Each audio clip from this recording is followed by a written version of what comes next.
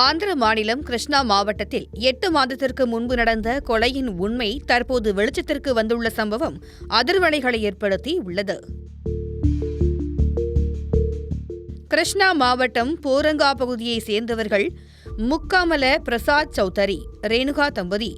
இவர்களுக்கு நாகேஷ் என்ற மகனும் தேஜஸ்ரீ என்ற மகளும் உள்ளனர். மக்கள் இருவரும் வெளியூரிலும் வெளிநாட்டிலும் வேலை செய்து வருவதால் பிரசாத் மற்றும் ரேணுகா தேவி இருவரும் போரங்கா பகுதியில் தனிமையில் வசித்து வந்துள்ளனர். அதே பகுதியைச் சேர்ந்த பியூட்டிஷியன் ஆகுனூறு ஜான்சி என்பவர் ரேணுகாவின் வீட்டிற்கு வந்து அவருக்கு சேவைகளை செய்து வந்துள்ளார்.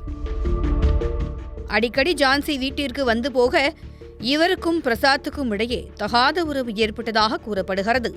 இதற்கிடையில் ரேணுகா தேவி கடந்த ஆண்டு மே மாதம் 18ஆம் தேதி மாரடைப்பு ஏற்பட்டு இறந்ததாக பிரசாத் உறவினர்களிடம் கூறியுள்ளார். 19ஆம் தேதி மனைவியின் இறுதிச் சடங்குகளை பிரசாத் கண்ணீர் மல்க நடத்தியும் முடித்துள்ளார். தாயின் இறப்பிற்காக சொந்த ஊர் வந்த மகன் நாகேஷ் தந்தையின் நடத்தையில் மாற்றம் இருப்பதைக் கண்டு சந்தேகமடைந்துள்ளார்.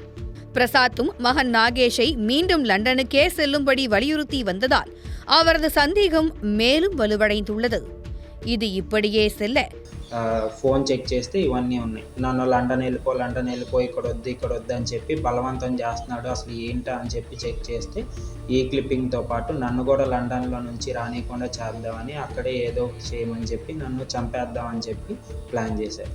கிட்டத்தட்ட 8 மாதங்களுக்கு பிறகு ஒருநாள் தந்தை தூங்கும்போது மகன் நாகேஷ் அவரது செல்போனில் உள்ள கால் ரெக்கார்டிங் உரையாடல்களை பார்த்தபோது தாயை கொலை செய்ததற்கான ஆதாரங்கள் சிக்கியுள்ளது.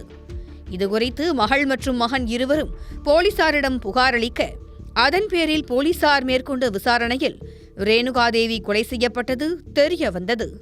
பிரசாத் சௌத்ரி மற்றும் ஜான்சி இடையேயான கள்ளத்தொடர்புக்கு ரேணுகாதேவி இடையூறாக இருந்ததால் திட்டம் தீட்டி இருவரும் சேர்ந்து அவரை கொலை செய்ததுடன் இயற்கையான மரணம் என சித்தரித்து நாடகமாடியது விசாரணையில் அம்பலமாகியுள்ளது. இதனையடுத்து பிரசாத், ஜான்சி ஆகியோரை கைது செய்த போலீசார் இருவரையும் சிறையில் அடைத்தனர்.